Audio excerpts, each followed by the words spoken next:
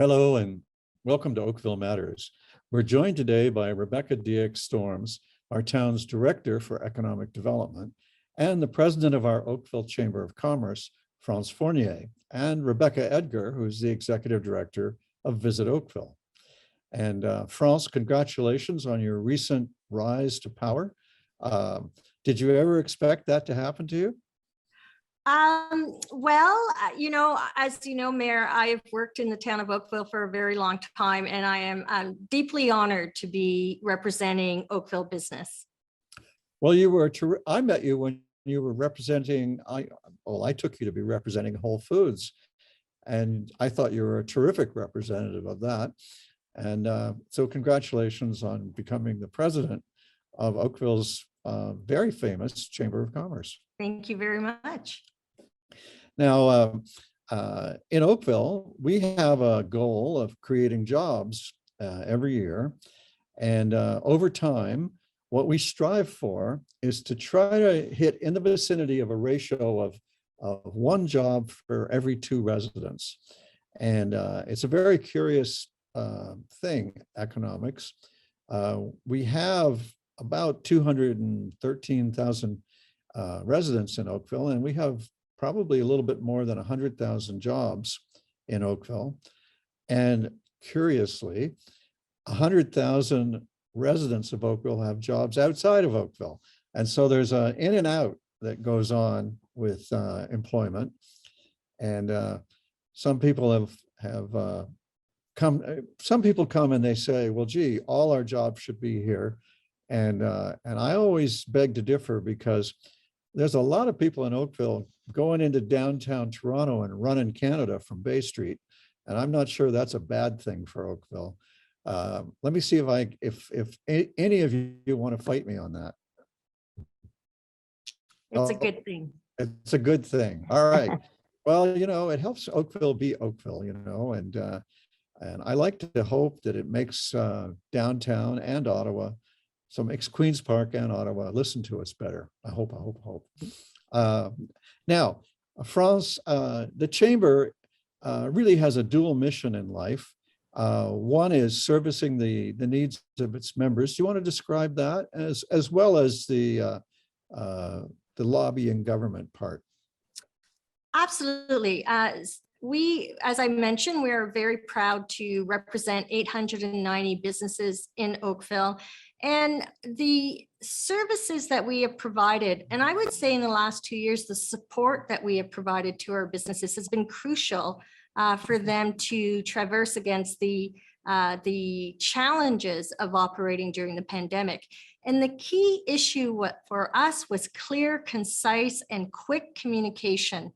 As the pandemic started and the governments were coming out with programs and support, as a busy business owner, we felt it was important to provide very clear, concise communication to our membership, which was one of the things that we kind of made a priority for us. And that brings me into the other piece that we do, is the advocacy that we do on our behalf of our members. I like to say that we're a two-way street, Mayor Burton. We allow elected officials to hear directly from our membership, directly from the people whose decisions that their decisions affect. And we also allow our members to give feedback to our elected officials as well. And I believe that any successful economy, any successful program comes from collaboration and discussion, so that we understand the needs from both parties involved. Right. Well, we've always welcomed the valuable feedback that we get from the Chamber, and we're looking forward to yours. I understood that the Chamber also provides services to members like, I don't even know what they all are, but insurance programs and the like. Is Absolutely. that right? Absolutely. And so we have as many reasons to join the Chamber as we have members, but basically members join us for our networking events, which I'm very excited to say will be coming back in the spring. And we have done a few virtual ones, But also there's a number of cost-cutting services that you can use to run your business. And you get that from being a member of the power of the chamber network from across Ontario or national. And as you say, Mayor Burton, our biggest membership perk, if you want to put it that way, is access to affordable group benefits plan. And it is extremely popular among small, medium-sized businesses. Right, because some of your members presumably have their own, like, I think it's a big deal that Ford of Canada is a member. And, you know, it's our biggest employer, and a feather in your hat. You probably don't need to give them group benefits, but boy, the small businesses, I'm sure, will benefit from that. Rebecca DX Storms, what is the total number of businesses in Oakville, and how fast do we grow those? Well, we've been growing quickly, and as you've mentioned, we often aim for the 1,000 jobs a year as new jobs for the community, and that's something we've been meeting for several years now.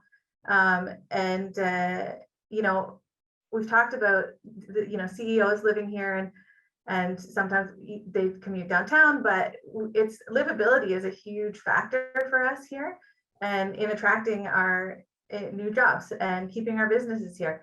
People love to live in Oakville. They love to work in Oakville. And so we actually just launched a new campaign called Where Living Works to talk about the features of Oakville that make businesses want to be here, because we need to keep getting that message out, you know, that Oakville is a great place for business. And people are hearing it. We keep seeing new jobs every year. So it's good. We're seeing growth. That's good to hear. You know, in business, I always thought it was a fun thing to raise the target when the target was being met every year. So maybe over the coming months, we can talk about jacking that target up a little higher. Rebecca Edgar, I have noticed that we attract visits from all over, not just the GTA, but the world. And in fact, this morning I was meeting with some folks from Egypt who are talking about setting up a business here. And they heard about us by visiting, basically as visitors to Oakville, and they liked what they saw. So I'm hoping that my example proves the rule that it's a good thing to have Visit Oakville, and a good thing to have visitors, or dare I call it tourism. Absolutely. I think so many of us who live here were attracted to Oakville and saw how wonderful Oakville was as a visitor for the first time. And so when our friends and our family and business acquaintances come into town, they are exposed to what a great place it is to live and to work. And Rebecca Storms, I have to say, I love that campaign. I think it's really resonated and captured sort of the work-life balance we're all striving for. Pre-pandemic, we estimate about 1.5 to 2 million visitors per year. A lot of those are friends and family who come in to see us, but while they're here, enjoy the sights and sounds that we have to offer. Well, it's amazing to think that you could have 2 million visitors a year and not feel overrun by it. You know, 2 million is a gigantic number when you first hear it, but you never have to shove tourists out of your way when you're walking down the sidewalk. So how many more could we tolerate? Speaking of raising the limit, right? Raising our goals. I think first that speaks to the great infrastructure we have here. And I mean, just walking downtown now post-construction, and those big wide sidewalks and the different amenities available allow people to be, allow a lot of people to be in some of our business areas without it feeling crowded. So I think that's definitely another benefit we have here. One of the things we've seen just recently is the return of events. And you can imagine back in the day when we were able to host large live events, things like the Canadian Open, we would see over 100,000 people in a week at a very specific location. And they were able to come in and out of town without being sort of disruptive. I think if anything, we welcome that sort of excitement to Oakville at the time. I'm really happy to report that over the last couple of weekends, we've had a couple large sporting events return to town. Shout out to the Oakville Hornets, who put on a fabulous tournament every year that's returned. And for the first time in 2 years, we had reports from local hotels that they were sold out. So great news to be able to welcome people back, and especially to honor some of our amazing sporting organizations here in town. I wonder if that means we need some more hotels. We'll have to get right on that, Rebecca. It depends who you ask. If you ask the existing hotels, they'll say no. But I think there's always interest. I mean, speaking to what you were pointing out earlier, Mayor Burton, a lot of the hotel chains are in and looking because they would like to have properties here, because it is such a great place for businesses and a great place for visitors as well. Well, you know, believe it or else, we get kids watching our show, and you know, I think it would be helpful to some folks if each of you would tell us how you got to where you are. What choices did you make in school and for first jobs out of school? What path led you to where you are? France, you have a fascinating path. Do you want to share some of that with the kids that might be watching? I have a fairly unique path that took many detours along the way, but that also allowed me to really hone some skills, you know, soft skills. I'm not sure that my path would work in this day and age, Mayor Burton, but I basically started work straight out of high school. I worked at CIBC in Montreal. And quickly realized that I needed to, you know, go back to school, which I did at night, and you know, pursued education at night while I was working full time during the day. And you know, I'm not so sure that happens too much anymore today, but it worked for me. And tenacity and curiosity and the ability to take feedback were really successful for me in my career. I took a very sharp detour when I left the bank, and I went to culinary school.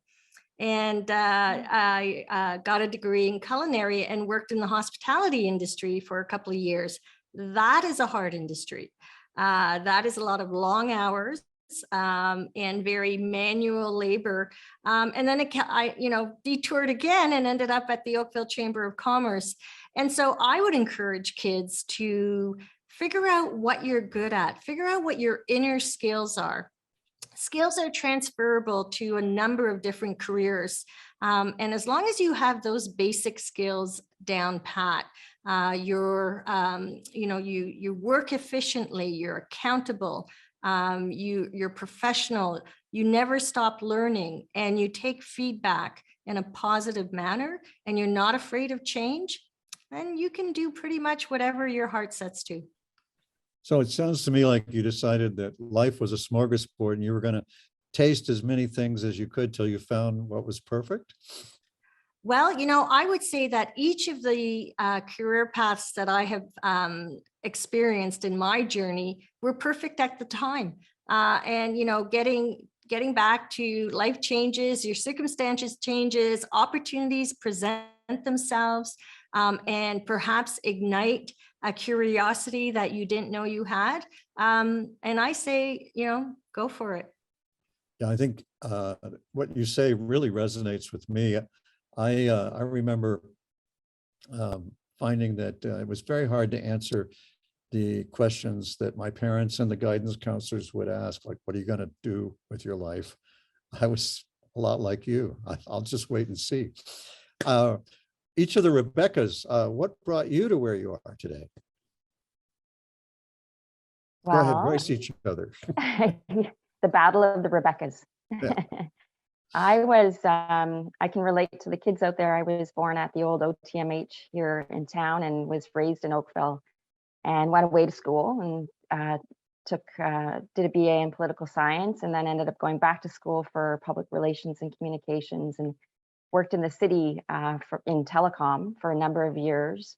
And it wasn't until I had my daughter that I realized, you know, after 7 or 8 years in the city, that Oakville was where I wanted to come back to raise my family. So I'm one of those stories, the boomerang. I leave for a while, and I think sometimes that gives you great perspective. You go away and you recognize really what an idyllic childhood I had growing up here and wanting to provide something similar for my daughter. I joined Visit Oakville. I've been with Visit Oakville for 10 years, believe it or not. Started as a part-time one-woman show, and we've seen that grow tremendously particularly over the last 5 years. And I wasn't, my background is not in tourism, but I think it was my passion for Oakville that drew me to the position. And I would say to kids out there, figure out what you're passionate about, what you love, and changing course midway is not a bad thing at all, in case sometimes it's the changes that are the most fun. So enjoy the smorgasbord. Yeah. Rebecca DX Storms, last but not least. So I started out, I didn't know what I wanted to do when I finished high school, but I was good at math. So I did a degree in economics. And in that, met a professor who recommended a community development program. So I lived in Kenya for a little while, working on some community development. Through that, I met some planners and decided to go back to school, did a degree in urban planning. And while I was at planning school, I met someone in economic development and introduced myself, got a job basically on the spot, started working in ECDev consulting, after a couple of years, made the switch into municipal government. And I've actually been able to grow most of my ECDev career right here at the town, which has been great. I've held every position in the department now. So it's been a fun learning experience. And just reiterating what everyone says, you don't always have to know what you want to do, and opportunities will come up, and if you're willing to take them and try something new, you can eventually find your place. And so I eventually found a place that mixed planning and economics and community development all into one, and I love it, and I love working for the town. Well, thank you very much. And there you go, kids. That's three success stories by following your curiosity and being open to opportunities. I think would be the way I'd sum that up. And that's not too different than my own past too. So maybe that's 4 success stories for you. Now, France, what do you think Oakville needs to do in order to make it possible to grow our businesses, raise our targets there for jobs and businesses? Well, it's quite timely for you to ask that question, Mayor Burton. We've recently reached out to our membership as we come out of this pandemic and to ask them what their priorities are right now. And, it hasn't really changed all that much. Some of the things, Mayor Burton, you'll be happy to hear are, probably not municipality based. But one thing, and the town has done a lot of progress work in that, but is the reduction of red tape. And reduction of red tape for business happens at all levels of government. I applaud the town for the online business services that they have implemented during the pandemic. We've received great feedback on that. But what the pandemic has taught us is that digital innovation and having a digital strategy is so important. Digital is everything. And the pandemic has accelerated that process for us personally, for our businesses, for us as a town. And so I'm excited about the opportunities that can bring us. In terms of how our marketplace, we've heard about businesses or people who were in jobs during the pandemic who took a step back and decided, no, I'm going to make a change. And I was speaking to some local entrepreneurs who have started a business from their home. And their market, it's not just local. They're selling to the province, throughout the province, they're selling throughout the country, and some of them are selling out of the country. And that is the beauty of the digital innovation that we have had. My daughters very rarely watch TV. They do everything from their phone. They shop online, they order their food. Everything is done online. And so we need to keep up with that as the Chamber of Commerce. we need to keep up with that. As a town, I encourage us to keep up with that. And I think we've done great stride, but there is more work to be done. That's the lovely thing about life. There's always more work to be done. Always. Well, you know, for several years now, for as long as I've been mayor, I've been relaying a message to businesses to get out more and explore foreign markets and develop more exports and alliances. And a lot of Oakville companies have done that and have become very strong exporters. As Chamber's former VP and in your new role as president, will you continue to support that message? Oh, absolutely. Broadening your markets makes sense in so many ways. You are not limiting yourself to the economic varieties that you'll get within a local market. Perhaps your products are, perhaps there is a downturn in your local economy, but an economy that you're serving perhaps overseas or somewhere else is booming, and you can adjust your production rate to meet those growing demands from variety of different markets. It makes sense to really diversify as you would your stock portfolio. Diversification allows for greater, more even growth in your marketplace. Yeah. Well, let's brainstorm a little bit about how we can help, especially our small businesses, in recovery. Now, for the last 2 years, pretty much, I've been running an economic recovery task force here at the town with the participation of the chamber and other partners. And so let's put our heads together here and let's see if we can come up with some ideas. One of the things I've noticed in the last, since March 1st, when the restrictions started to lift, I've been going out a lot to check on the how our restaurants are doing. And I learned a very surprising thing. Many restaurateurs are telling me that they were more crowded before the restrictions lifted, and many of their customers are hanging back from coming to the restaurants because of their apprehension about unvaccinated people being with them in the indoor space. And so it seems to me we've got a communications job to do to help broadcast or spread the public health message that when you get to the high level of vaccination that we have, like I think it's 90%, it becomes it's okay that you're fairly safe. So the Taste of Oakville is back. I hope that Rebecca Edgar, I hope that that will help us get people back into the restaurants. I think the small businesses might be suffering from the same sort of apprehension. What have you guys thought about this? Do you have any ideas? And if you don't, it's okay. We'll have a meeting and you can bring your ideas then. But now for the public and those who might be watching in the small business sector, what do you think we should do? Just going to mention, actually, the patio program opens today. So I agree with you. We need to get the public health messaging out about the safety of being in restaurants. But if you still have people who are concerned, we're going to have patios. I think we had 120 or so last year. Oakville became a bit of a patio town, which is great, and it brings back liveliness, to our areas. And so I think having that program back up and running, applicants will be able to put their patios out before Easter.